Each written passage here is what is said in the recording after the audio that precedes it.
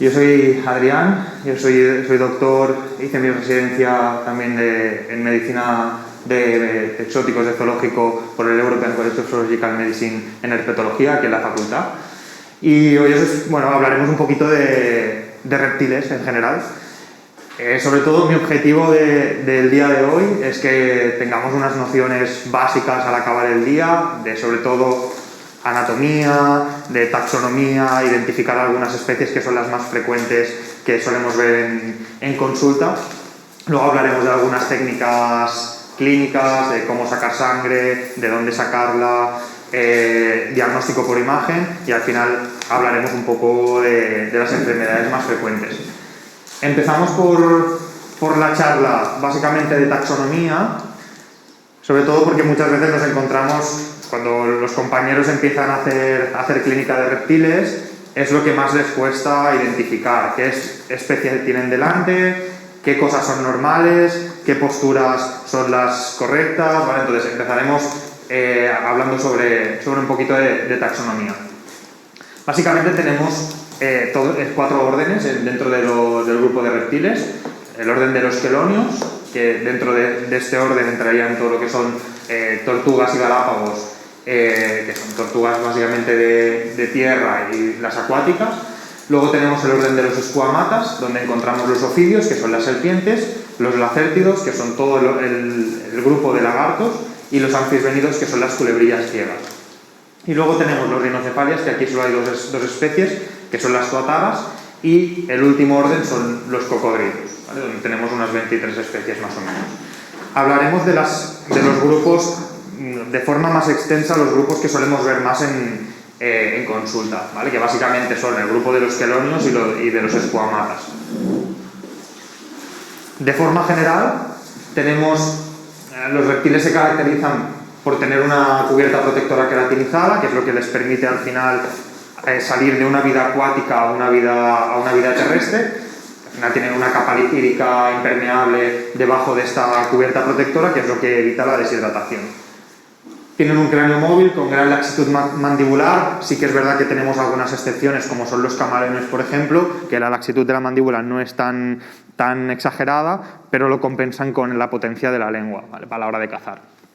La mayoría excretan ácido úrico, que esto también es lo que les permitió pasar a una vida terrestre, porque si al final excretasen urea, en el momento en que se desarrolla el embrión dentro del huevo, se iría intoxicando el embrión y al final no se desarrollaría. Por tanto, en el momento de empezar a generar ácido úrico, que es insoluble en agua, el embrión se va desarrollando y el ácido úrico queda aparte. Y así el embrión no se intoxica él mismo.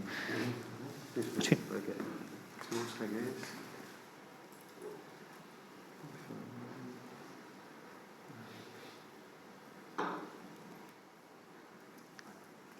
¿Sí?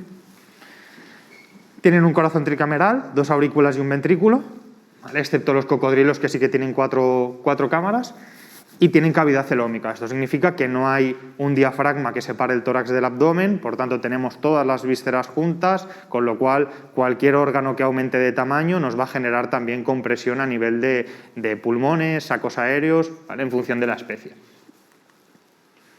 Empezamos por el grupo de los quelonios, donde tenemos 2 subórdenes principales, los criptodiras, que son los que pueden retraer lo que es la cabeza y el cuello dentro del caparazón, ¿vale? En lo que es una posición vertical, y luego los pleurodiras, que estos sí que no pueden retraer el cuello, sino que hacen una flexura e intentan meterlo dentro, pero simplemente en lateral.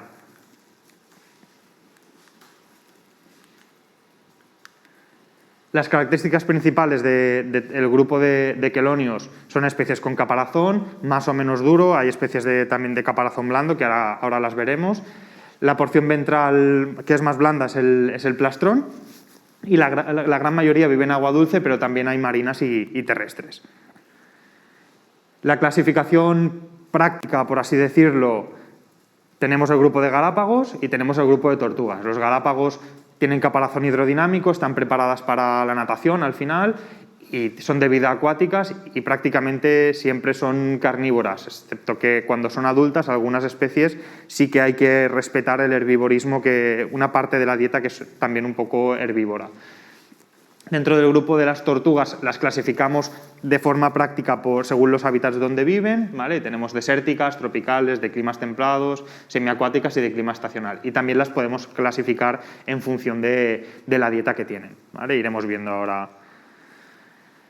En cuanto a Galápagos, la especie típica, ¿conocéis esta especie? ¿Vale? Tortuga de Florida.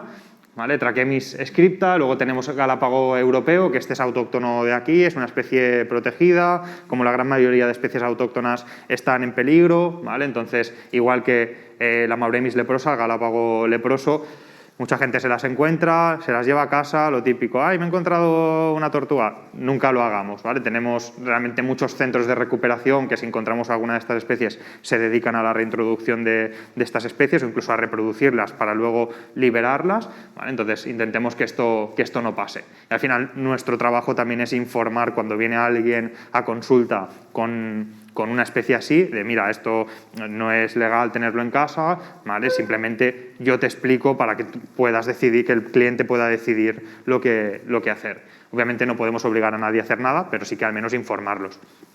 ¿Vale? Luego os he puesto una especie de caparazón blando, ¿vale? Que es la Palone ferox, para que veáis un poco algún ejemplo de tortugas de caparazón blando. ¿Vale? Tortugas terrestres, lo que os decía, ¿vale? Testudo hermani, tortuga terrestre, también autóctona de aquí de la península, protegida. Tortuga rusa, que es una de las más frecuentes que solemos ver en las tiendas de animales y en general una de las que más frecuente suele acudir a consulta. Tiene algunos problemillas infecciosos, ya los veremos en la última charla, casi siempre son portadoras de algunos agentes a nivel respiratorio, ¿vale? Y algunos ejemplos más, pues como la Stigmochelis pardalis, que es la tortuga leopardo, de clima desértico, y de clima tropical, la tortuga carbonera. Más tortugas. Tortugas caja, ¿vale? Todo lo que son tortugas caja tienen dos bisagras en el plastrón que hace que se cierren y que sea prácticamente imposible explorarlas, ¿vale? De esto también lo iremos viendo en las charlas de hoy, ¿vale? Pero casi siempre, si las queremos explorar bien, hará falta sedarlas, ¿vale? Porque no tenemos más remedio. Tortuga mora, otra tortuga autóctona de la península, que es la Testudo graeca, y también es muy frecuente verlas como mascota cuando vienen a las clínicas, a los hospitales. ¿Vale? Y una de las más famosas por el tamaño y que se pueden mantener con facilidad en cautividad, pues es la Centrochelis sulcata, que es la tortuga de espolones africano. Tortugas caja, ¿vale? Con sus bisagras para cerrarse y realmente cuando se cierran del todo es que no hay manera de exteriorizar la cabeza, ¿vale? Realmente hay que anestesiarlas para poder explorar bien y hacer pruebas, sacar sangre, etc. Anatomía de los quelonios. No tienen dientes, simplemente lo que tienen es esta ranfoteca, igual que las aves. Y siempre lo que os digo siempre, que esto es muchas veces una de las cosas que nos encontramos en consulta, que es una tontería, pero al final muchas veces el cuidador no lo sabe, es que las especies acuáticas siempre comen dentro del agua. Muchas veces que nos dicen, no, es que la tortuga no está comiendo y le pongo de comer, ¿dónde le pones de comer? No, en el suelo. No va a comer en el suelo, tienes que meterla en el agua y en el agua ya empezará a comer, a no ser que haya algún problema médico. Tiene membrana timpánica, no hay oído externo como tal, ¿vale? Y directamente nos encontramos esta membrana timpánica, que esto será fuente también de problemas a nivel de otitis y demás, que veremos también luego. ¿Vale? Que son un poquito estas imágenes, ¿vale? Si os fijáis, tenemos abscesos aurales, ¿vale? Que ya hablaremos un poco de cuáles son las causas de estos abscesos y cómo tratarlos. Siempre se ingiere con el cuello extendido, sobre todo esto es importante a la hora de sondarlas, ¿vale? Si tenemos, por ejemplo, tortugas que hay que desparasitar o hay que sondar con papilla porque no están comiendo, al final siempre tenemos que extender la cabeza, ¿vale? Porque si no la sonda no va a pasar, ¿vale? Entonces, esto es importante para ello. El esófago se posiciona en una localización ventral, dorsal a un lóbulo hepático y sobre todo en el lado izquierdo, ¿vale? Que es un poco la imagen que tenéis aquí. Aquí se ve bastante bien porque tenemos el estómago lleno de gas. Lo veremos después, pero cuando tenemos gas en estómago puede ser compatible con gastritis, con anorexia prolongada al final, porque como cualquier animal herbívoro, si el intestino se para, no estás comiendo, fermenta, ¿vale? Como conejo, por ejemplo. Entonces, y puede ser que haya también algún cuerpo extraño incluso. El intestino delgado es bastante corto, en algunas especies hay válvula iliocecocólica, el ciego está poco desarrollado en general y el colon desemboca en la cloaca. En cuanto al hígado, es un órgano bilobulado, es un lóbulo bastante grande que ocupa prácticamente el primer tercio de lo que es el celoma, siempre que no hayan enfermedades, lipidosis hepática, que es una de las cosas también frecuentes de mantener tortugas en cautividad, porque la gran mayoría están sobrealimentadas con dietas que no son correctas y acaban con lipidosis, con hígados grasos. Entonces, normalmente suelen ocupar este primer tercio y tiene una vesícula biliar redondeada casi siempre asociada más a lo que es el lóbulo derecho. El páncreas se encuentra junto al duodeno, junto al bazo, es de color pálido y el bazo es redondeado triangular. Ahora veremos algunas imágenes así de anatomía. ¿Vale? Aquí tenemos tráquea. En tortugas la bifurcación de la tráquea es muy craneal. ¿Vale? O sea, hay nada, 2 centímetros desde lo que es la glotis a la bifurcación de la tráquea, 2-3 centímetros según el tamaño de la especie, obviamente. ¿Vale? Pero esto es muy importante a la hora de intubar. ¿Vale? Porque al final no podemos intubar con un tubo muy largo, ¿vale? Simplemente vamos a introducir 2-3 centímetros del tubo porque si no vamos a intubar un bronquio principal, ¿vale? Entonces tenemos simplemente que tener cuidado con esto. ¿Vale? Pulmones, los pulmones ocupan prácticamente toda la zona dorsal del caparazón, están pegados al caparazón, ¿vale? Y como veremos en las radiografías después, realmente ocupan todo el celoma. Corazón, ¿vale? Muchas veces justo delante del corazón, aquí no se ve, pero tenemos la tiroides. Hígado bilobulado, ¿vale? Intestinos ya es todo el paquete gastrointestinal.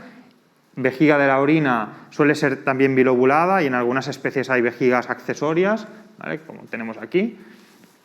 Que esto muchas veces cuando hacemos endoscopias cloacales también vemos que hay diferentes aperturas y muchas veces si el compañero que te está ayudando no sabe, está mirando la imagen y no sabe mucho de anatomía de tortugas, ostras, ¿esto qué es? Pues mira, esto es la entrada de una de las vejigas accesorias, esto es la vejiga principal, ¿vale? Que esto también para identificar incluso especies solo viendo la cloaca por dentro normalmente también sirve.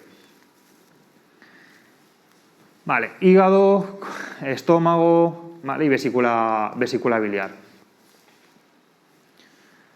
Los riñones los encontramos dorsales y caudales en celoma, siempre están asociados a prácticamente lo que son testículos, ¿vale? Justo vemos testículos, epidídimo y lo que es el riñones, son lobulados y los uréteres desembocan en el cuello de la vejiga urinaria o en el urodeo.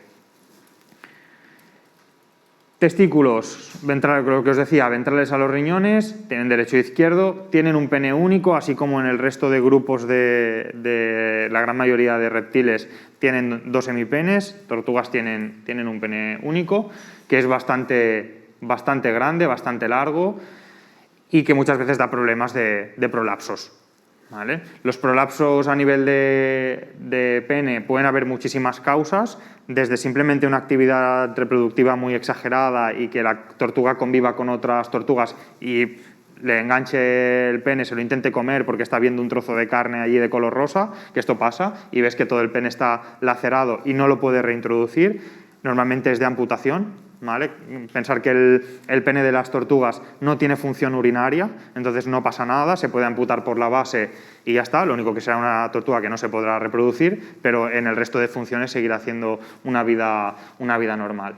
Pero siempre, aparte de estas laceraciones por traumatismos, siempre hay que investigar que no haya ninguna causa más, pues de que no haya algún órgano más grande de lo normal, que el animal no esté hipocalcémico, que no pueda retraer el pene por alguna razón.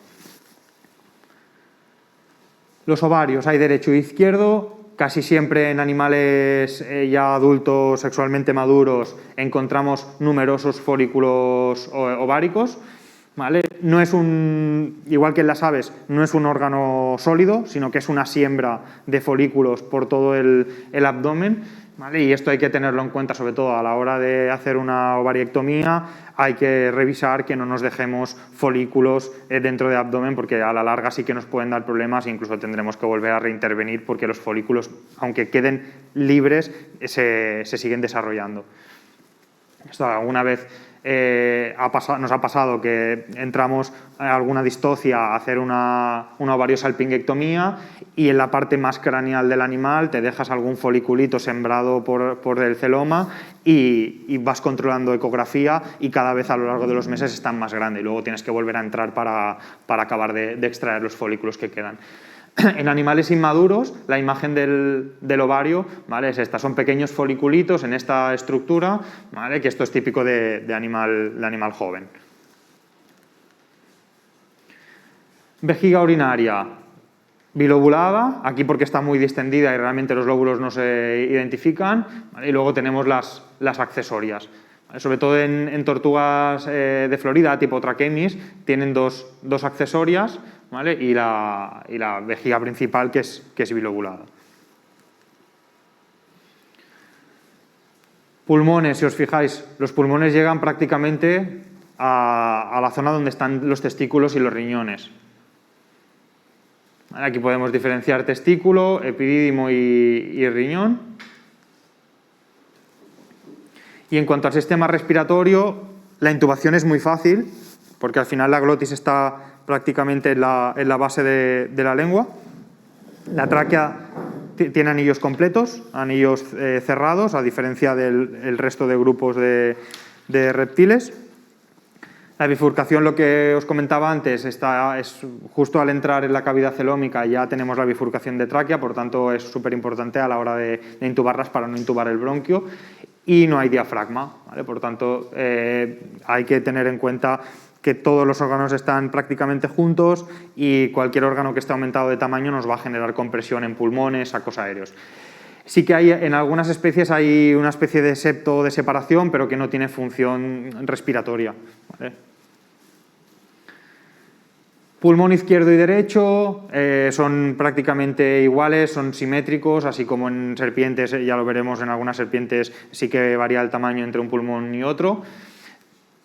Están en la superficie dorsal, ¿vale? Ocupan toda la superficie dorsal del celoma y tienen forma sacular.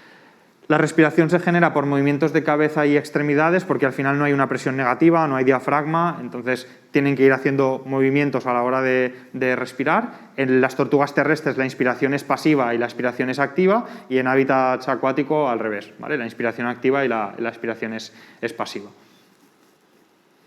¿Vale? Aquí tenéis un vídeo con dificultad respiratoria, ¿vale? Saliveo. Y normalmente cuando vemos una tortuga así ya podemos empezar a sospechar de problemas respiratorios tipo neumonía, ¿vale? Y además pensar que al final el hecho de no tener diafragma hacen que no puedan toser y que todas las bacterias que van entrando a pulmón se quedan en pulmón. Vale, pasamos a los saurios. Son reptiles con extremidades, excepto los escíndidos, que las extremidades son muy reducidas, cola y extentos de caparazón. El cuerpo está cubierto por potentes placas escamosas y viven en diversos hábitats y tienen diferentes dietas en función de la especie. Por eso, al final, lo importante muchas veces, que es lo que os digo, cuando estamos en clínica, siempre o bien que apunten en la especie que va a venir. Al final hay 7.000 y pico especies de reptiles en el mundo, no las podemos conocer todas, entonces es súper importante o que auxiliar, recepcionista, etcétera, apunte bien la especie que va a venir, porque obviamente no vamos a poder conocer las particularidades de dieta, de mantenimiento de estas 7.000 y pico especies, ¿vale? Entonces hay que mirarlo antes. Por suerte, jugamos con 10, 15, 20, 25 especies, que son las que más frecuentes solemos visitar en consulta, pero si viene algo fuera de estas especies y no la conocemos, pues tenemos que estar preparados porque muchas veces el cliente sabe más que tú en cuanto a la especie. Tenemos diferentes familias: los iguánidos, los agámidos, lacértidos, camaleones, gecos, escíndidos, elodermas, varanos y teídos, que ahora hablaremos de ellos. Empezamos por los iguánidos.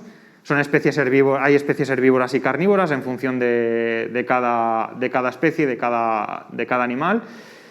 Son diurnas y eminentemente arborícolas, casi siempre viven en árboles o matorrales grandes.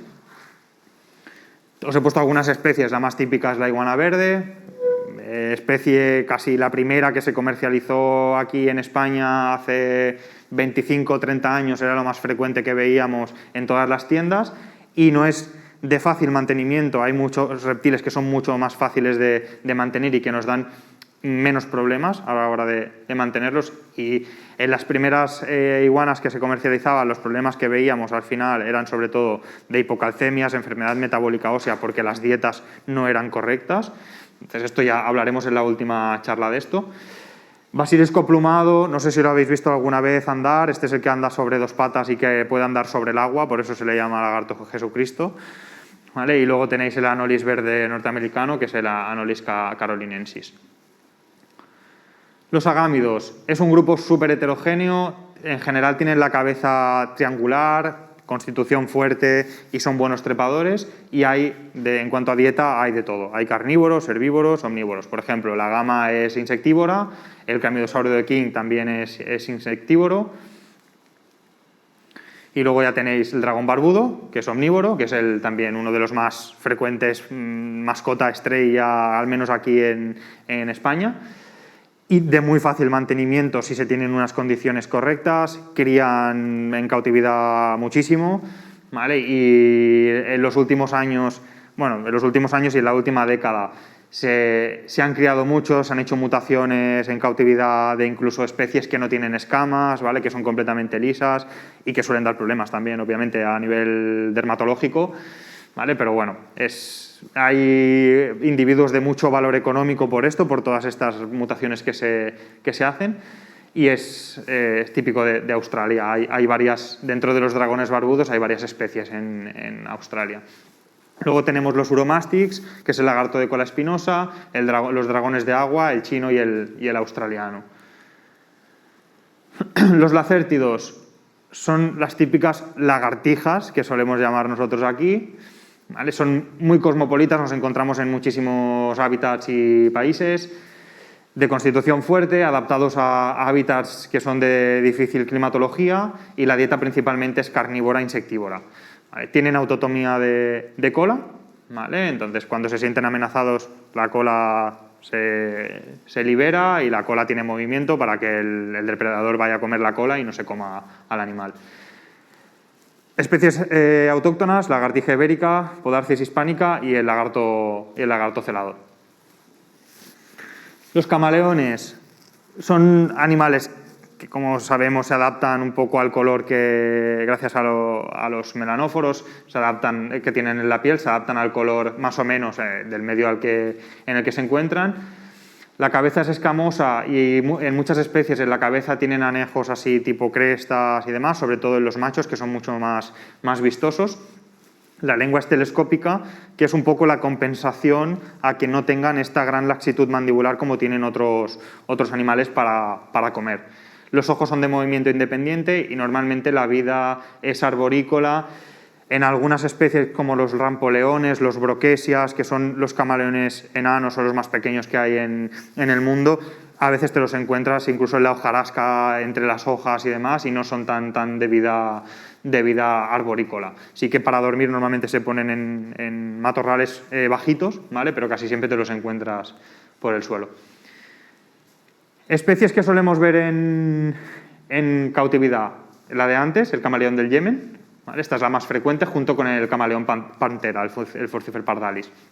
Luego tenemos otras especies como el camaleón de Jacksoni o el camaleón de Meyer, el Trioceros melleri, que también lo solemos ver en menos frecuencia como mascota, ¿vale? Y luego en la península tenemos el camaleo, que es el camaleón común, también protegido en el sur de la península, ¿vale? Zona de Cádiz. Los gecos. Gecos también los encontramos en bastantes hábitats. Nosotros tenemos, por ejemplo, aquí la salamanquesa común, que es la Talentora mauritánica. Son nocturnos, la gran mayoría, excepto algunas especies como el Felsuma, que es el geco diurno de Madagascar, que también hay varias especies. y tienen los dedos especializados con sus laminillas para desplazarse verticalmente. Y la distribución es muy amplia, normalmente son insectívoros, aunque algunas especies, como por ejemplo la que os comentaba, el gecko diurno de Madagascar, también se alimenta de néctar, de algunas frutitas y demás. Algunas especies de geckos. La más frecuente en cautividad, Eublepharis macularis, el gecko leopardo, también con muchísimas mutaciones, animales de mucho valor, sobre todo cada vez que sale una mutación nueva, son animales que pueden estar incluso al torno de 1.000 euros de coste. El problema es que la gente se pone a criarlos, venga, vamos a criar para venderlos todos, y al año siguiente, como todo el mundo se pone a criar la misma mutación, ya el valor económico baja muchísimo, ¿vale? Pero bueno. Yo no incentivo que hagan mutaciones, ¿vale? Pero esto nos pasa en todas las especies. Cuando son crías recién nacidas, tienen rayitas, y cuando esta es la fase originaria, ¿vale? Pues tienen puntitos, por eso se llama gecko leopardo. ¿Vale? Esto normalmente suele cambiar el patrón de color a los 3-4 meses más o menos de edad, según el crecimiento que tenga. Al final, los reptiles crecen en función de dieta y el tamaño del terrario donde los tengamos. Muchas veces vemos animales que tienen 4 años y son animales bonsai, que digo yo, ¿vale? Porque al final tenemos un animal que debería ser adulto, con un tamaño adulto, y por la dieta que ha tenido y por el espacio que le das a ese animal, se queda pequeño, ¿vale? Cosa que tampoco debería pasar. Y luego tenemos el Pareodurapictus, que es el gecko de Madagascar, el gecko terrestre de Madagascar, ¿vale? Phelsuma madagascariensis, gecko diurno de Madagascar. Esta es una de las pocas excepciones de geckos que son diurnos, y estos también se alimentan y los podemos alimentar a base no solo de insectos, sino que incluso tenemos dietas específicas para ellos, de néctares, de fruta y demás, con los que podemos suplementarle también la dieta. Y luego otra especie común, aparte del Eublepharis macularis y del gecko leopardo que veíamos antes, el Hemiteconix caudicintus, que es el gecko de cola gorda africano. También con varias mutaciones lineales, en los que hay una línea en medio. Hay animales que se llaman piedball, que las patitas son blancas, ¿vale? Hay muchísimas variedades. Los Uroplatus, geckos de cola de hoja, típicos endémicos de Madagascar, ¿vale? Y realmente son bastante complicados de ver en su hábitat porque el camuflaje es prácticamente perfecto. Luego tenemos el gecko del Yucatán, Coleonyx elegans, y el gecko crestado, ¿vale? Que es ahora ha cambiado el nombre, la especie es Correlopus ciliatus en lugar de Rhacodactylus, pero bueno, la gente durante ya tantos años lo conoce también como Rhacodactylus. Pasamos a los escíndidos, que son estos saurios que tienen las extremidades muy reducidas o ausentes. Son especies diurnas, semisubterráneas, como no tienen extremidades, se suelen enterrar así también entre la hojarasca o en la arena. Se desplazan como serpientes, y la distribución también es súper amplia. Y las dietas también son muy variadas en función de cada especie, ¿vale? El eslizón, ¿vale? Que es el Chalcis tristiatus, estinco africano rayado, que es la mabuya, ¿vale? Hay muchísimas especies. Especie frecuente y que tenemos que tener en cuenta por si nos llega alguna tilicua a consulta, esto no es hipoxia, ¿vale? No es cianosis, sino que es normal. Entonces no nos asustemos si vemos a una tilicua con la lengua azulada. Luego tenemos el estinco gigante de las Islas Salomón, que es el Corucia, y la Riopa fernandi, que es el estinco de fuego. Elodermas, único grupo de saurios venenoso, ¿vale? Los dragones de Komodo se consideraban venenosos. El problema es que no es que haya una glándula venenosa, sino que la potencia que hay a nivel de bacterias en la boca genera que cualquier mordedura se infecte, ¿vale? Como ninguna. Entonces, el único grupo que de momento se considera venenoso son las elodermas. Tienen escamas marrones oscuras y amarillas, los miembros poderosos, cuello relativamente largo.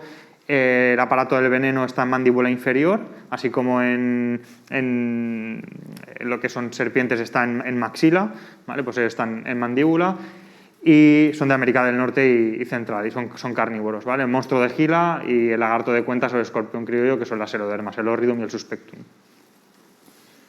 Y ya luego los varanos son grandes saurios, la cabeza pequeñita y el cuello bastante largo, suelen ingerir presas enteras, realmente son carnívoros. Los juveniles sí que es verdad que suelen tener una dieta un poco más insectívora, comen pequeños reptiles, pequeños mamíferos, pero ya cuando son adultos realmente suelen comer carroña, comen grandes mamíferos, huevos de otros animales.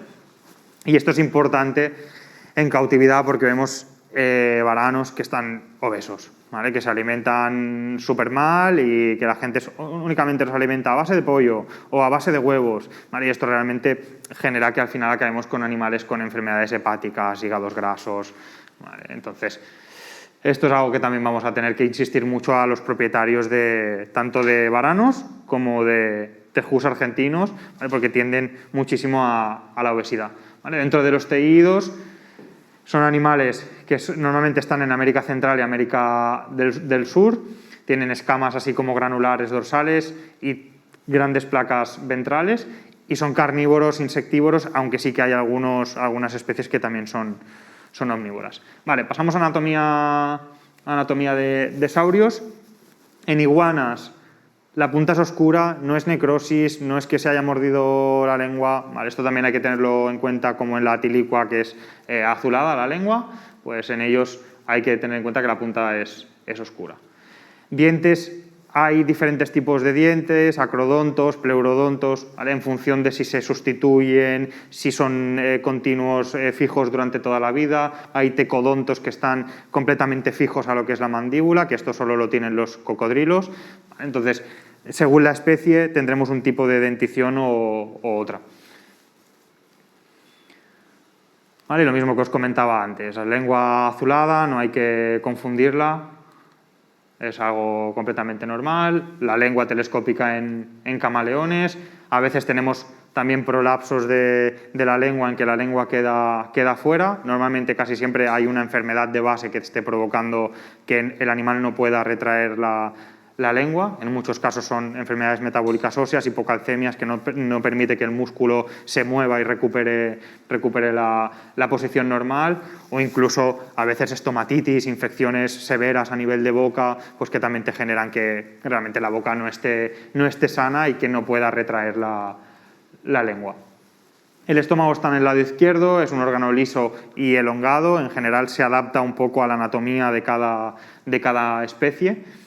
En el intestino hay convoluciones, las asas intestinales más o menos son similares a mamíferos. Sí que es verdad que cuesta un poco diferenciar entre los diferentes fragmentos de intestino, incluso en diagnóstico por imagen es prácticamente imposible muchas veces diferenciar los fragmentos, luego lo veremos en el apartado de imagen. El colon tiene saculaciones en herbívoros, igual que similar a como si fuera un conejo, por ejemplo. Y el recto desemboca en el coprodeo, en la cloaca. Ya sabéis, igual que en las aves, todo desemboca en el mismo sitio, intestino, reproductor y urinario. Y sí que es verdad que dentro de la cloaca tenemos diferentes partes, ¿vale? Que el urodeo desemboca el urinario y el reproductor, coprodeo desemboca el intestino, ¿vale? Y luego ya tenemos el proctodeo, que es el que ya sale hacia el exterior, la zona que sale hacia el exterior. Anatomía de una iguana: estómago, intestino delgado, ciego, ¿vale? y colon, ¿vale? Ahí simplemente es para que veamos un poco el ciego, las saculaciones donde fermentan todo, que esto también muchas veces nos dará problemas, sobre todo si las dietas no son correctas o si hay parásitos, también se genera un exceso de fermentación, o incluso igual que en conejos con anorexia prolongada, pues también generan toda esta fermentación a nivel de intestino. En el hígado hay dos lóbulos, la vesícula biliar casi siempre está asociada al lóbulo derecho. El páncreas, esto también nos va a costar mucho diferenciarlo en diagnóstico por imagen. Creo que los pocos estudios que hay de imagen, de ecografía, por ejemplo, en iguanas pogonas y camaleones, no se puede diferenciar el páncreas, y el bazo sí que en algunos animales, pero no en todas las especies. Está muy asociado al duodeno, lo que es el páncreas, y el bazo es de forma fusiforme y está también asociado al estómago, ¿vale? Está en el borde exterior del estómago.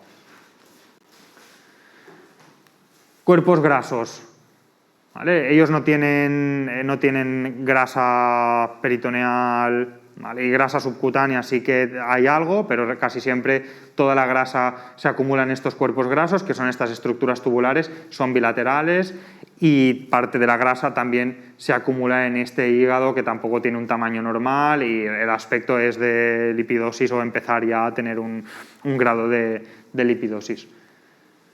Y si os fijáis, hay pigmentación, que esto es normal, ¿vale? De hecho, muchos órganos son pigmentados y la pared interna del celoma también es pigmentada. Que no nos asustemos si vemos esto en una cirugía. Algunos animales herbívoros o animales que viven en hábitats muy salobres, por ejemplo las iguanas marinas y demás, tienen la glándula de la sal, que es lo que permite una osmorregulación, ¿vale? Y excretan sales a través de esta glándula que está en la nariz. Normalmente podemos ver incluso estornudos de sal que no tienen que confundirse con problemas respiratorios, ¿vale? Que son normales, que muchas veces veis que alrededor de la narina hay blanco, ¿vale? Tenemos sales blancas, o sea que esto no es problemático. La glotis, como os decía, es caudal a la base de la lengua, se ve muy bien, la intubación es muy fácil, igual que en aves, y justo está puesta la coana para poder respirar, ¿vale? en la comunicación de las coanas con la nariz. Los anillos son incompletos. En general, en los escuamatas, tanto en serpientes como en saurios, los anillos cartilaginosos de la tráquea son incompletos y tienen dos bronquios. Los pulmones, en función de la especie, tienen un tipo de pulmón u otro. Hay multicamerales, paucicamerales, que tienen como una especie de saco aéreo al final, y hay unicamerales, ¿vale? Entonces, hay que conocer la especie, tampoco vamos a entrar a diferenciar qué sacos y qué pulmones tienen cada especie, porque podríamos pasarnos horas. Entonces se inflan en situaciones de peligro. Por ejemplo, los camaleones normalmente casi son de 2 dimensiones, y en el momento en que el animal se estresa, lo molestas un poco, se hincha para tener más volumen y parecer más grande, ¿vale? Y por ejemplo en pogonas también pasa lo mismo. Y algunas especies, como os decía, tienen presencia de sacos aéreos. ¿Vale? El pulmón es muy fino, es como si fuera un saco vacío. En algunas especies es unicameral, en otras, ¿vale? Es paucicameral, y en iguanas, si os fijáis, pues realmente es que es un saco completamente vacío, fino, que es donde, y en estas trabeculillas es donde se genera el intercambio de gases. Los riñones tienen derecho e izquierdo, son caudales a canal pélvico. De hecho, en muchas especies, por ejemplo en camaleones, la parte más caudal del riñón se mete en pelvis, que esto es, a no ser que hagamos un TAC, es difícil poder valorarlo con ecografía. Lo único que veremos es la parte más craneal, que es lo que nos dará una idea si ese riñón está aumentado de tamaño o no, ¿vale? Porque al final aquí no va a aumentar prácticamente nada de tamaño. Entonces, lo único que podemos valorar es la parte más craneal. El segmento posterior de lo que es el riñón tiene función de secreción de fluido seminal.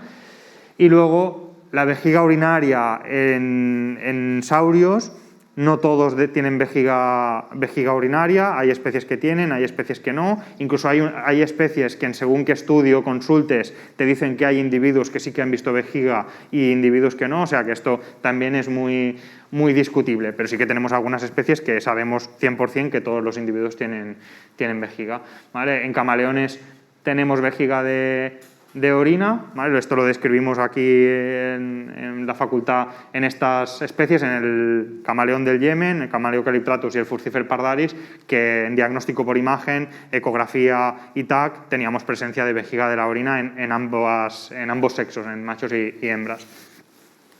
La pared es muy fina y desemboca en el urodeo, que es lo que os explicaba antes.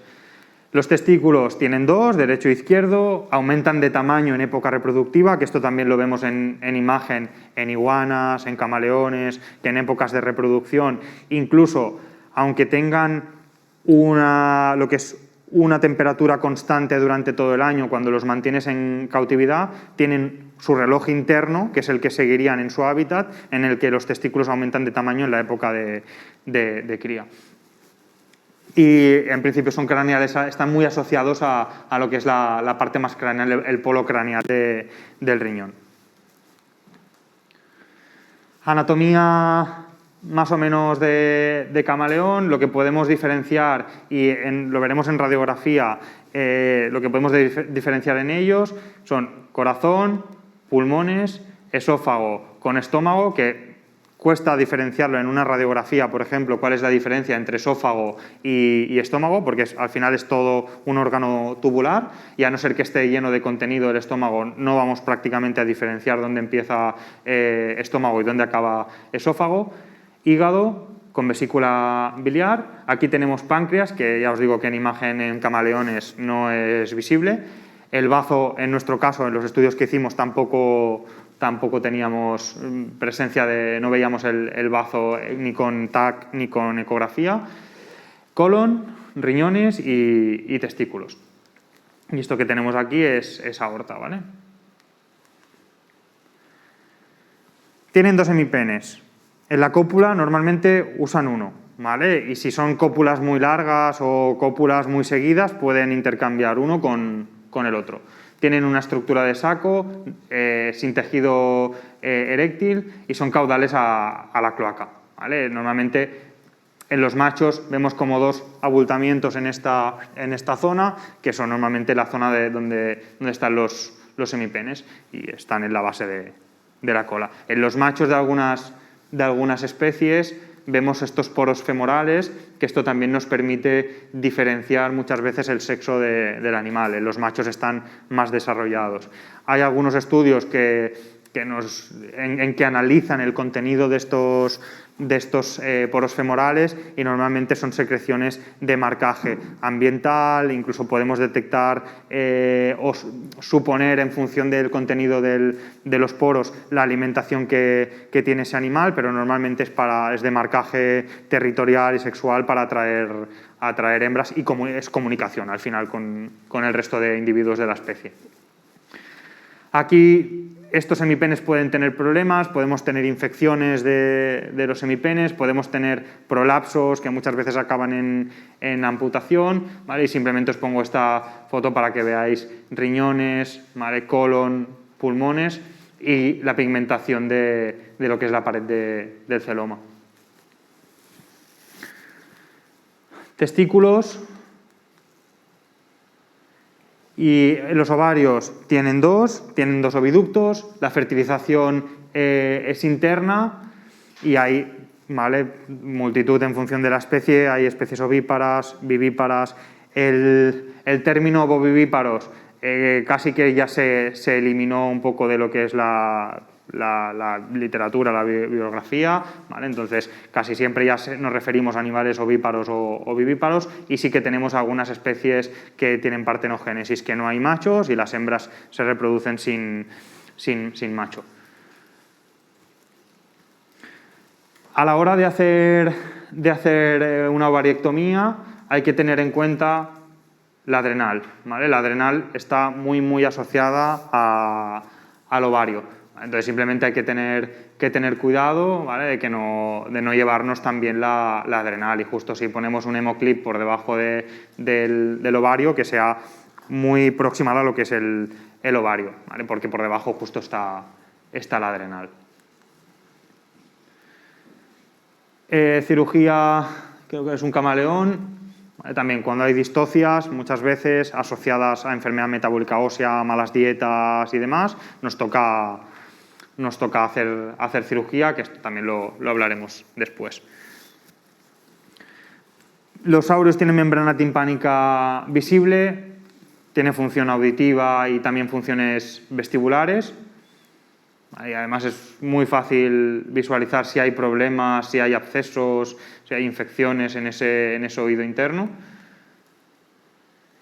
Y luego tenemos, en cuanto al olfato, tenemos el órgano de Jacobson, que es el órgano vomeronasal, que también está desarrollado en reptiles y que justo se encuentra en el techo de la cavidad oral. En cuanto a sistema ocular, Los párpados están ausentes en algunos gecos, hay párpados completamente fusionados con un espéculo sobre la córnea, ¿vale? En el que no hay párpados como tal. El iris tiene musculatura estriada, con lo cual en los reflejos el consensuado puede ser, no existe, ¿vale? Entonces esto hay que tenerlo en cuenta a la hora de explorar el ojo. Hay membrana nictitante, en algunas especies hay osículos esclerales también, que permite que el ojo no se abombe cuando estamos, por ejemplo, bajo el agua. Entonces, esto es importante sobre todo también en especies acuáticas. Y tienen un tercer ojo, el ojo parietal, que es esta estructura que tenemos aquí, que está asociado a la glándula pineal y a órganos, o sea, y a ciclos de luz, ¿vale? Ciclos reproductivos. Esto nos va a ayudar a que los ciclos del animal estén equilibrados, ¿vale? Hay algún estudio en que se destruye ese ojo parietal y realmente el animal pierde los ciclos normales de reproducción, sobre todo los ciclos diarios, de día-noche y demás, que esto es importante tenerlo en cuenta. Y que, sobre todo cuando exploramos esa zona, hay que valorar que no hayan mudas retenidas sobre ese ojo, ¿vale? Porque a veces sí que encontramos fragmentos de piel en esa zona y hay que intentar retirarlos con cuidado, primero reblandecerlos bien y luego ya cuando la piel está blandita, pues intentar retirarlos. Algunos gecos, como os decía, pues no hay párpados, hay un espéculo encima y con la misma lengua se va limpiando el espéculo. En los ojos en camaleones, ellos tienen osículos esclerales, ¿vale? Y hay que sobre todo tener en cuenta, en camaleones es bastante frecuente ver exoftalmos, ¿vale? Por abscesos retrovulvares, masas retrovulvares, que esto os enseñaré luego alguna imagen de ecografía y algún caso para que lo veáis, ¿vale? Pero básicamente, en cuanto a los ojos, estos son animales que los ojos, el movimiento es independiente en un ojo del otro. Hay caudotomía dorsal, ¿vale? Tenemos caudotomías en el tema de cola, no en todos los animales, pero por ejemplo tenemos animales que si la cola, por ejemplo en pogonas, si la cola se secciona, ahí no va a crecer la cola. En cambio en iguanas, algunos gecos y demás sí que hay caudotomía caudal, ¿vale? O sea que esto hay que tenerlo en cuenta. No va a crecer igual que la cola que teníamos antes, ¿vale? Pero bueno, va a hacer la misma función y de hecho también hay regeneración ósea en esa cola. Hay costillas en todas las vértebras, excepto en la cola, con lo cual cuando hagamos cirugía seguramente vamos a tener que seccionar alguna vértebra para poder entrar. Por ejemplo, en camaleones, cuando hacemos cirugías de ovariectomía, sí que es verdad que podemos intentar hacer una incisión entre una vértebra y otra y abrir, pero muchas veces la incisión es insuficiente y alguna vértebra a veces hay que seccionarla. Costilla, ¿no? Sí, perdona, costilla, sí. Vale, ofidios. Pasamos a serpientes. Son ápodos, no hay extremidades. El desplazamiento, hay diferentes tipos de desplazamiento según la especie, ¿vale? Entonces aquí no vamos a entrar tampoco a describir si el movimiento es rectilíneo, si es en forma de acordeón, ¿vale? Porque realmente hay muchísimos tipos de movimiento. Carecen de párpados igual que algunos gecos, pues también tendremos el espéculo sobre la córnea, no hay párpados y tampoco hay aberturas auditivas externas. El órgano principal sensitivo es la lengua y las encontramos en todos los hábitats terrestres, arborícolas, acuáticos, y realmente la dieta varía en función de la especie. Tenemos serpientes que solo se alimentan, por ejemplo, la Lacipeltis, que es una especie que solo se alimenta de huevos, de pájaros, ¿vale? Hay especies que se alimentan de pequeños roedores, ratas, ratones y demás, y hay otras especies que se alimentan de insectos incluso, ¿vale? O sea que depende mucho de la especie. La clasificación práctica Tenemos serpientes constrictoras y no constrictoras. Las constrictoras se alimentan de presas que matan a través de constricción y asfixia, y las no constrictoras, aquí tenemos una variación de la dentición en función de la técnica de caza y de cómo de gluten, y dentro de estas constrictoras hay especies no venenosas y venenosas, ¿vale? Aquí tenéis los tipos de dentición para que los tengáis anotados, que pueden ser aglifos, que en este caso es el grupo de las no venenosas, o pistoglifas, que son semivenenosas, en que lo que es el diente del veneno está justo en maxila caudal, que aquí para inyectar veneno te tienes que tragar parte de la presa, ¿vale? Con lo cual a nosotros tampoco nos va a generar grandes problemas, a no ser que empiece a tragarte el dedo, que es poco probable, ¿vale? Y luego tenemos ya las proteroglifas, que tienen el dientecito fijo, ¿vale? Lo que es el dientecito del veneno fijo, y las solenoglifas, que pueden plegar lo que es el diente del veneno. Serpientes constrictoras, las más frecuentes en consulta. La Piton regius, Piton real o Piton bola, que esta es desde la última época, realmente 10-15 años, es la más frecuente que se suelen criar en cautividad. Hay diferentes también mutaciones, hay albinas, ¿vale? Hay muchísimas. Y luego tenemos las boas constrictor, también frecuentes como mascota, y las anacondas. Más serpientes constrictoras. Pitón de la India, Pitón molurus, Eryx colubrinus, boa de la arena del este de África, y la pitón reticulada, que es una de las más grandes del mundo, junto con anacondas. Pitones arborícolas, de colores diferentes, boa esmeralda, ¿vale? También estas se suelen tener también en cautividad. Y luego, en cuanto a serpientes no constrictoras, tenemos algunas autóctonas, como la Natrix natrix, que es la culebra de collar. Esta es la más frecuente por excelencia que solemos ver en cautividad como mascota, de muy fácil mantenimiento, fácil reproducción, también muchísimas mutaciones de color ya desde hace muchos años. Y la Ophedris, esta, por ejemplo, se alimenta de insectos, ¿vale? El resto que hemos hablado son carnívoras, se alimentan de mamíferos, de pequeños mamíferos, ¿vale? La Dasypeltis, serpiente comedora de huevos, y luego la serpiente rey común, que es la Lampropeltis, que aquí también tenemos muchísimas subespecies y que también se suelen mantener en cautividad de forma bastante fácil y bastante frecuente. Son una de las más típicas también que solemos ver. Y luego el Heterodon nasicus, que es la serpiente hocico de cerdo, que esta también en los últimos años se han hecho también muchas variedades, muchas mutaciones en la cría en cautividad. Falsas corales, ¿vale? Todo lo que es Lampropeltis triangulum, todas las subespecies de Lampropeltis triangulum no son venenosas. Hay también muchísimas mutaciones, ¿vale? Mutación albino tangerina, ¿vale? En la que hay las franjas son naranjas. Lampropeltis triangulum sinaloe, que es la típica falsa coral por excelencia, ¿vale? La hondurensis, ¿vale? Hay muchísimas, realmente es que hay muchísimas subespecies.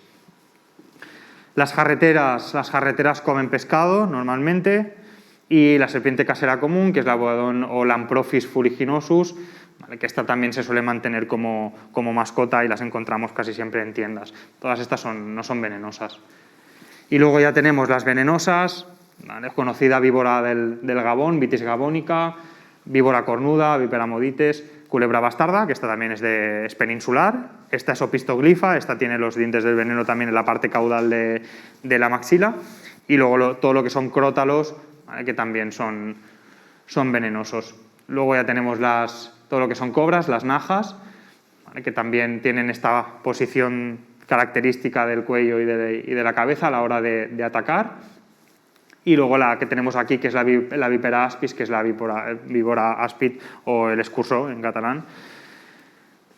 Mambas negras, la Dendroaspis, y las serpientes de coral auténticas, que también son venenosas, ¿vale? Que es todo el género Micrurus. Pasamos a anatomía. Los dientes ya os los he comentado, ¿vale? Tenemos dos líneas de dientes en mandíbula superior y una línea de dientes en mandíbula inferior. Tienen los colmillos asociados a glándulas venenosas en algunas especies y en algunas especies, según el tipo de dientes, quedan plegados y solo los despliegan a la hora de atacar o de morder. Y tenemos este órgano de Jacobson que también comentábamos antes en los saurios. ¿Vale? Aquí los tipos de dentición que ya os he comentado antes.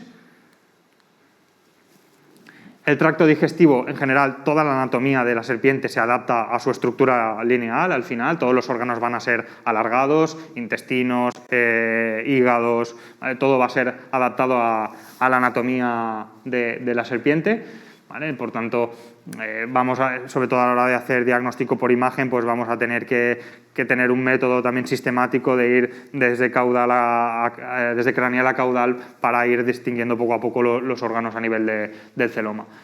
El esófago es poco muscular, básicamente a la hora de deglutir y de tragar van haciendo movimientos para que la presa vaya pasando hacia estómago, ¿vale? El estómago sí que es muy muscular y el intestino delgado básicamente es muy rudimentario y en boidos sí que hay un pequeño ciego.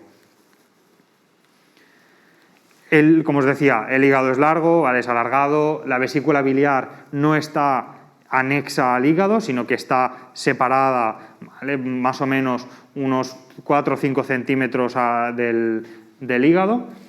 Y el páncreas muchas veces está asociado al bazo en un órgano que se llama esplenopáncreas, ¿vale? Que están completamente asociados. De hecho, es una tríada que es vesícula biliar, bazo y páncreas. Y lo encontramos todo en la misma localización, ¿vale? Entre estómago y páncreas, ¿vale? Está todo allí en la misma zona. Hígado, ¿vale? Elongado, alargado, básicamente adaptado a la anatomía de la serpiente, ¿vale? Y esófago, ¿vale? También, este es un esófago seccionado, abierto, simplemente para ver un poco las lesiones que teníamos, ¿vale? De esofagitis en el esófago. ¿Vale? No se ve muy bien, ¿vale? Aquí tenemos el esplenopáncreas, ¿vale? Y la vesícula biliar. Externamente el esplenopáncreas no vais a poder diferenciar la parte que corresponde al bazo y al páncreas. Normalmente esto lo vamos a ver en histopatología, ¿vale? Pero sabemos que están allí los dos órganos asociados. En cuanto al respiratorio, tienen pulmón derecho, el izquierdo es súper vestigial o prácticamente ausente, excepto en boidos, que existe pulmón derecho y izquierdo. En la parte posterior del pulmón hay sacos aéreos, que la gran mayoría no tienen función de respiración, ¿vale? Simplemente es de reservorio de aire y que allí simplemente donde se va a acumular todas las secreciones, si hay una infección, todas las bacterias van a ser en este saco aéreo junto a la parte más caudal de los pulmones. Las tráqueas tienen anillos incompletos y la glotis siempre se exterioriza al comer, incluso es muy móvil a la hora de tragar presas, porque si no se ahogarían. Cuando comen grandes presas, al final lo que hace lo que es la glotis se desplaza hacia un lateral para que el animal pueda respirar a la hora de estar tragando la presa. ¿Vale? Y esto es el pulmón, ¿vale? Que es toda esta zona que vemos aquí, ¿vale? Pegada a la pared costal. Los riñones son bastante caudales, derecho siempre es craneal a izquierdo, son multilobulados, ¿vale? Ya lo vemos aquí en la imagen. Los uréteres desembocan en urodeo, no hay vejiga urinaria en ninguna serpiente y el segmento posterior del riñón está también asociado a generar fluidos seminales. En algunas especies, cuando están en fase reproductiva, en épocas de cría, esa parte de lo que es el conducto seminal se hipertrofia y el color del riñón también puede cambiar. Entonces esto no hay que confundirlo con patología, ¿vale? Que esto muchas veces en época reproductiva es normal. Testículos tenemos dos, entre el páncreas y los riñones, y tenemos también dos hemipenes. Ovarios también tenemos 2, también entre páncreas y riñón, en la misma localización donde estarían los testículos en los machos, y la fertilización es interna y tenemos ovíparos y vivíparos.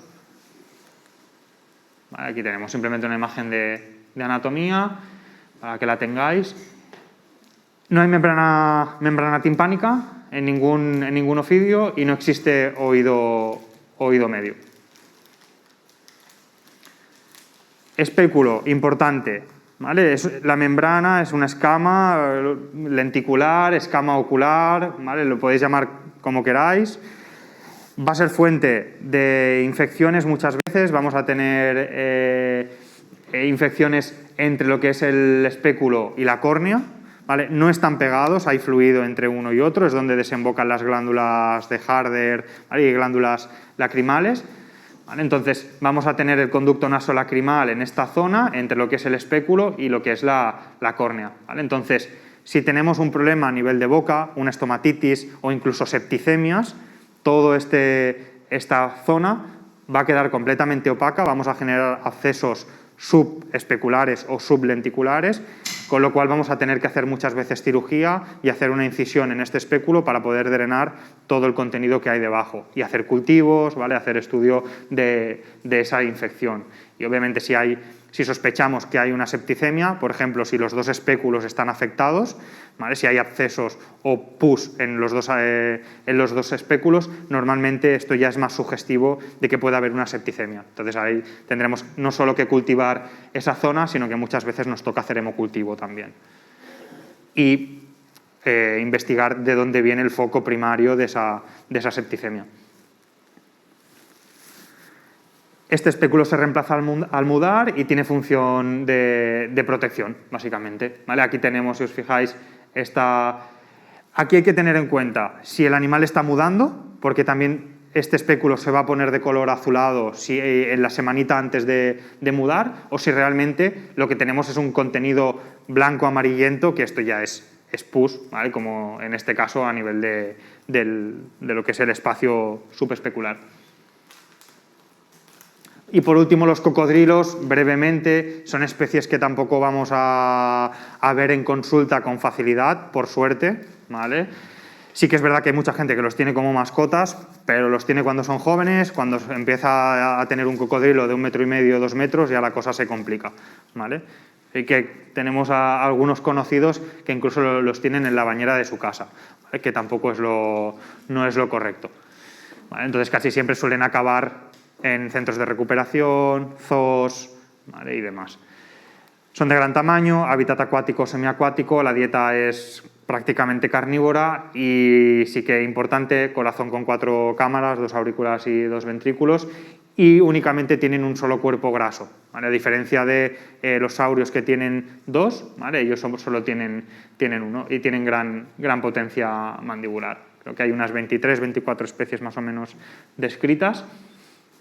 ¿Vale? Y ya os digo, casi siempre esto lo veremos si trabajamos en centros de recuperación, en zoos y demás, ¿vale? O sea que en general, por suerte, los vamos a ver poco en consulta.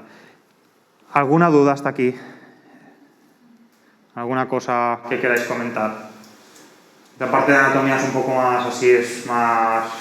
y a primera hora de la mañana es un poco dura, ¿vale? Una consulta. Sí. Las serpientes, las diferencias por constrictoras y no constrictoras. Sí. ¿Las constrictoras no hay venenosas? No, las constrictoras no hay venenosas. ¿Vale? Preguntaban si, para los que están online, preguntaban si las serpientes constrictoras si hay venenosas. No hay. ¿Vale? No. Vale, pues si queréis continuamos con la segunda parte. Básicamente lo que vamos a hablar ahora son 4 conceptos de 4 especies, de saber si cuando llegan a consulta el comportamiento que tienen es normal, si no es normal, si me tengo que preocupar, si no, porque esto es algo que cuando tenemos, por ejemplo, a los internos que están de noche, les llega un reptil, no sé si este reptil se está comportando de forma normal, si está enfermo, si no, entonces simplemente para que tengáis 3 conceptos básicos. Cuando estamos de urgencias, casi todo lo que no era una urgencia en un reptil se convierte en urgencia. ¿Vale? Porque puedes tener un reptil 3 meses enfermo en casa y que el animal vaya haciendo y que el propietario, el cuidador te dice, no, bueno, en casa va haciendo, bueno, se mueve y tal, y cuando llegas aquí el bicho está fatal y no se había muerto en 3 meses y en 12 horas que está en el hospital el animal no va bien, ¿vale? Esto muchas veces ocurre, que esto os lo comentaré pero ya os lo avanzo, porque cuando llega un animal a consulta en un estado de shock o con una enfermedad avanzada, lo que intentamos hacer es, primero estabilizamos al animal y vamos subiendo poquito a poco la temperatura a una temperatura que sea óptima para que el animal metabolice fármacos, metabolice fluidos, que al final un reptil a 15 grados de temperatura, si le ponemos fármacos o fluidos, no vamos a hacer nada, porque no va a metabolizar nada. Entonces, en el momento en que vamos subiendo la temperatura, aceleras el metabolismo, pero muchas veces aceleras la muerte, ¿vale? Entonces, esto hay que comentarlo con el propietario antes de que tengamos problemas, y sobre todo los tenemos por esto, porque cuando llegan aquí, llegan ya bastante mal y realmente luego si fallece en pocas horas, pues con el propietario hay que explicarle y ahí tiene que entender por qué suceden estas cosas. Vale, quelonios. Normalmente en consulta suelen estar activos, suelen estar alerta, incluso muchas especies tienen interés por la comida, ¿vale? Sobre todo especies herbívoras, cuando ya llevan un rato en consulta están más o menos relajadas y demás, cuando ponemos alguna hojita verde incluso se la miran e intentan comer algo, ¿vale? Entonces esto es lo normal. La retracción del cuello tiene que ser la normal, los reflejos posturales tienen que ser correctos, si ponemos la tortuga boca arriba tiene que intentar recolocarse, ¿vale? El cuello no puede quedar completamente extendido y las extremidades completamente flácidas, ¿vale? Entonces, esto es lo que no sería normal. Aquí ya tenemos un animal con ojos hundidos, cuello extendido completamente flácido y extremidades también, que cuando tocamos la extremidad no hay reflejo de retracción, ¿vale? Entonces, esto es lo que no es normal. Y esto nos va a llegar cuando el animal ya lleve seguramente mucho tiempo con una enfermedad de base que ha ido haciendo su curso y que, como la gran mayoría de animales exóticos, son presas, no te lo van a manifestar y en el momento en que ya llegan así es porque ya hay un curso que dicen ya no puedo ocultar más que estoy enfermo. Y esto hay que explicárselo al propietario y muchas veces hacer una buena anamnesis, una buena historia clínica, porque la gran mayoría de problemas, como en todos los exóticos, pero en reptiles más, el 85% de enfermedades son por mal manejo, ¿vale? Mal manejo, mala dieta, ¿vale? Entonces, esto es lo que tenemos que tener en cuenta. Vale, esto es un vídeo que creo, sí, vale. Vale, este vídeo os lo pongo, no hay sonido, pero simplemente os lo ponía, bueno, lo veréis a la hora de respirar, ¿vale? Hay bastante dificultad respiratoria, ¿vale? Intenta estirar cuello, ¿vale? Realmente, y ahora lo retrae, ¿vale? Ahora, vale, sí.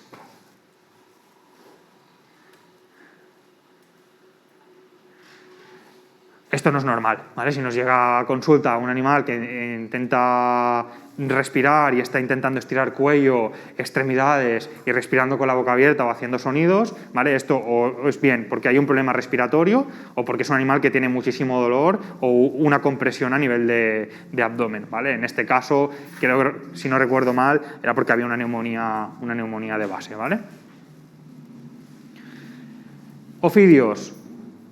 Cuando los cogemos tienen que tener un buen tono, ¿vale? No podemos coger una serpiente y que se quede flácida, ¿vale? Porque esto ya te está indicando de que algo no está yendo bien. Se enrollan normalmente en los dedos, ¿vale? En el brazo, los reflejos posturales, si ponemos el animal boca arriba, pues obviamente se tiene que recolocar y lo que no puede pasar es esto, ¿vale? Es un animal también en un estado de shock, en que lo pones boca arriba y se intenta recolocar poco a poco, ¿vale? Esto ya va a ser una fase avanzada también del problema que tienes de base, que es cualquier enfermedad, ¿vale? Porque al final los signos van a ser los mismos, sea cual sea la enfermedad que tengamos delante, siempre que es una enfermedad en una fase ya avanzada. Hay una excepción, que son los heterodones, que cuando se sienten amenazados se quedan así, ¿vale? Entonces, esto hay que tenerlo en cuenta, que si en algún momento cogemos un heterodón y se pone boca arriba, y, bueno, esperamos un ratito y en un ratito el animal ya se recoloca y se pone en su posición normal y ya está, ¿vale? Que esta es prácticamente la única excepción que hay en este tipo de signos clínicos. Vale.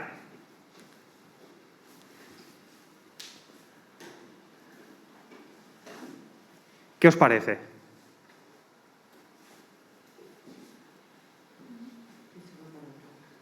Signos neurológicos, ¿vale?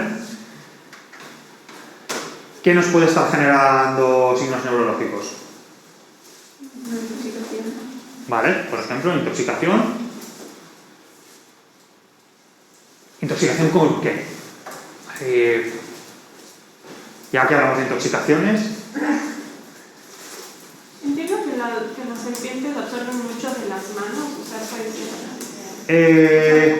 Las serpientes absorben de las manos, sí, pero tampoco no solemos tener grandes tóxicos en las manos tampoco.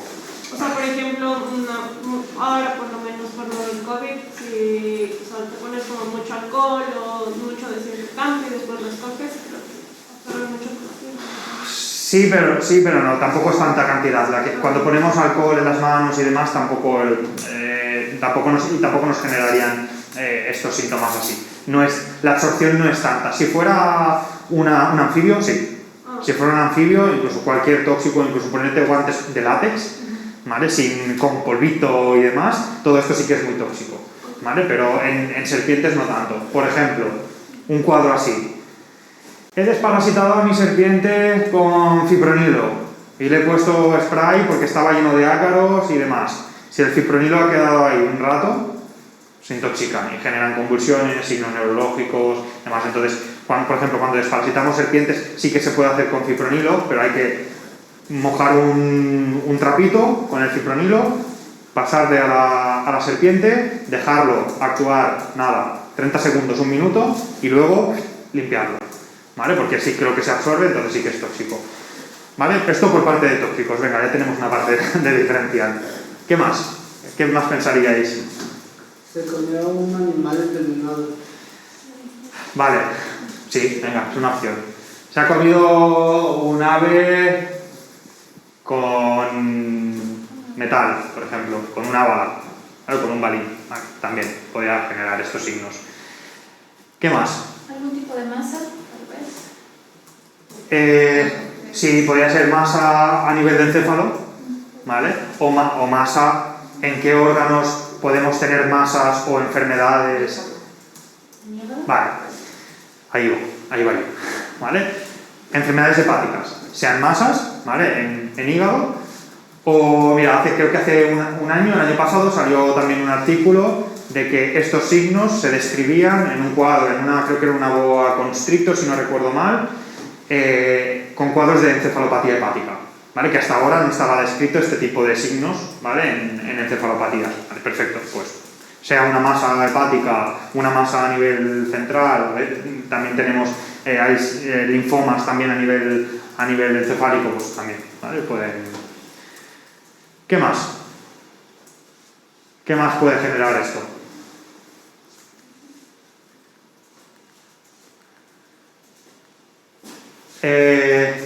Diagnóstico diferencial en neurología.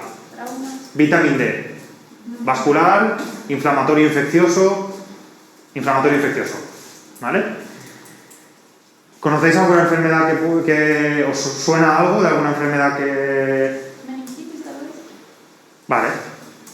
Pueden ser meningitis o inflamaciones a nivel de encéfalo.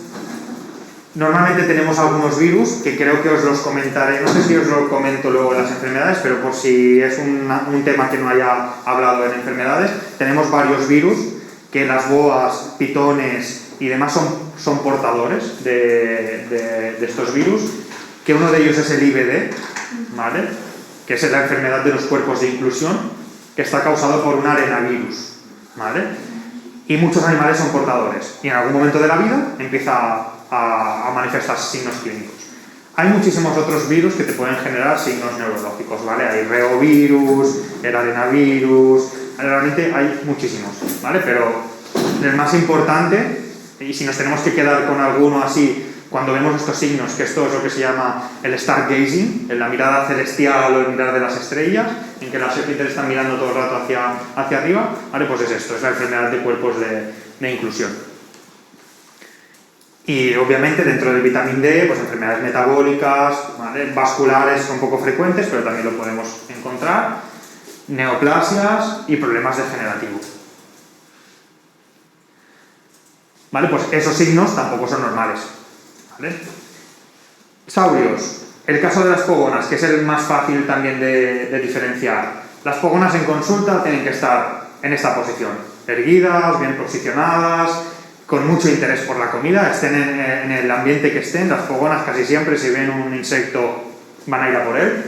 Y lo que no es normal es esto, barba completamente negra, hinchado, que esto es o bien de estrés, causado por el momento, por el estar en una consulta, pero la gran mayoría de veces que vemos barbas tan hinchadas y de color tan oscuro, normalmente es porque hay un estrés por enfermedad de base.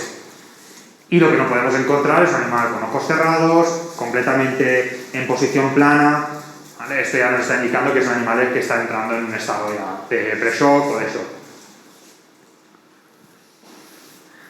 Vale, y el caso de los camaleones, tanto cuando se mantienen en casa como estando en consulta, tienen que estar posicionados sobre palos, ¿vale? Sin estar con debilidad, ¿vale? Sobre todo lo que no tenemos que ver es un camaleón que está boca abajo, que solo se aguanta con la cola porque con el resto de extremidades no puede ni aguantarse.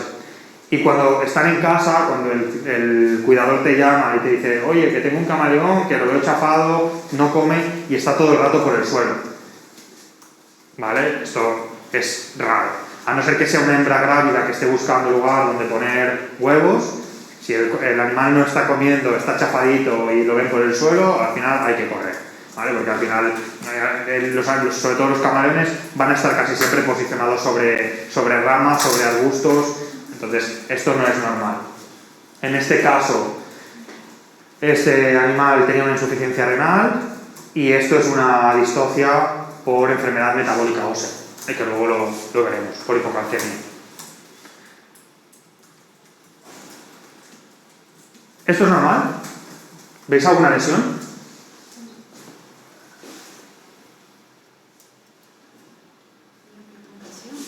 Cambio de pigmentación. ¿Y esto por qué puede ser? Diagnóstico diferencial. Venga, pensemos. Cosas que nos pueden generar si fuera cualquier otro animal. Hongo. Hongos, ¿vale? Perfecto. Y dentro de los hongos tenemos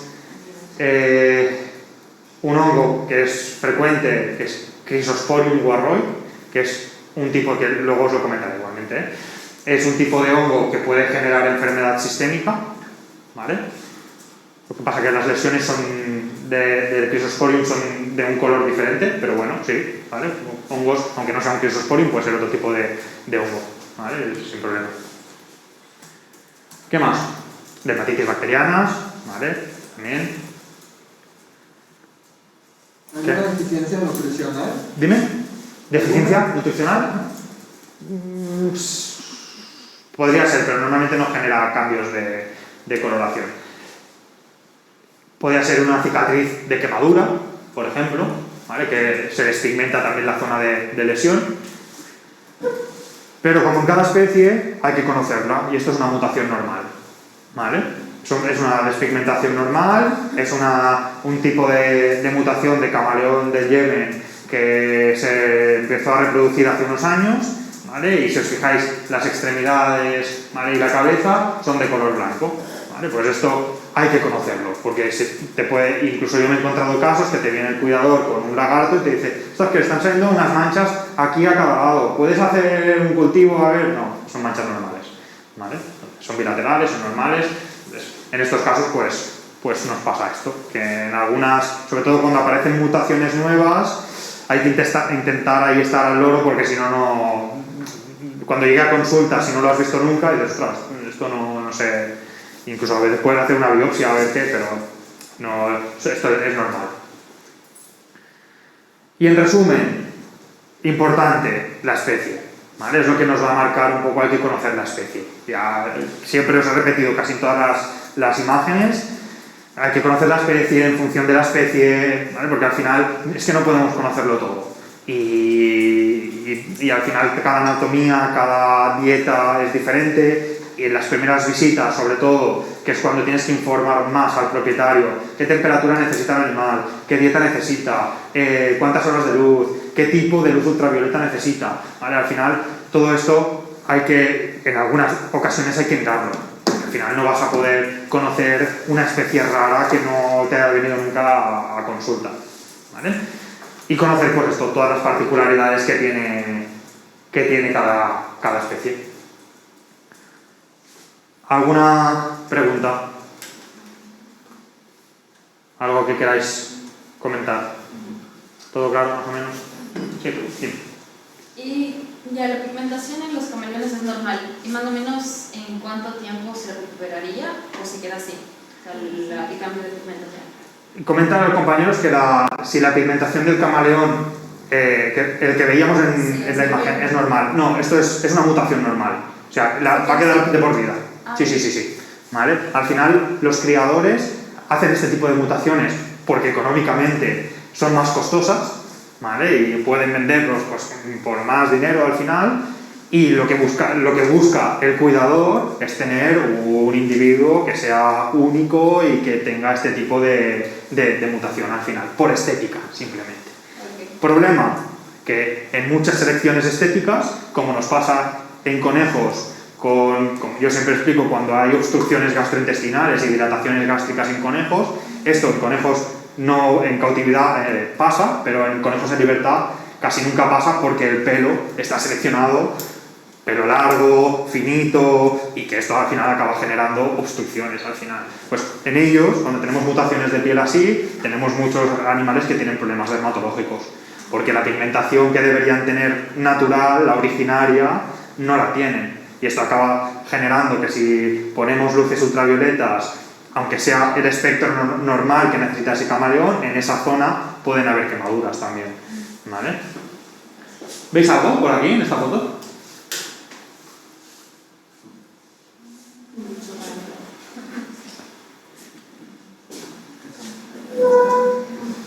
¿No?